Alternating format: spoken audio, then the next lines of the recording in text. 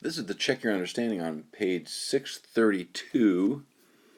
So we're talking about a fast food restaurant has an automated drink filling machine. Anyway, 27 ounces, that's for the large with a 8-ounce standard deviation.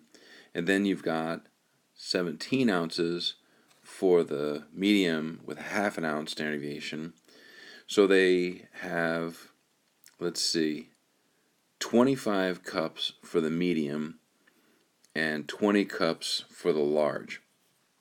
Does that, takes the average of that sample and then subtracts them. See, we're taking the average of those two samples and then subtracting them.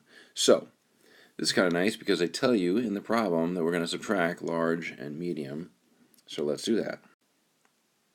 So this is what we should expect since the it's saying is 27 and 17. If we assume that that's true, if we subtract the two samples, we should get a difference of about 10. That's what we should expect to see. Now, what about the new standard deviation? So what we do is, it's, well, 0.8 for the large standard deviation. He filled up 20 cups, right? 20 cups that were large. And then the other one was 0.5, and he had a sample size of 25. Square both of those, right? Square them, add them, take the square root. And this is going to be our new standard deviation. So the new standard deviation should be, it's like 0.2049. So you know what? I'm going to just round that up to 0.21. So that's our standard deviation. Okay. And we can talk about random, normal, independent. And they say it's well, both distributions are normal, right? Normal distribution. So it says it in the problem. So we don't have to worry about the fact that the number is less than 30.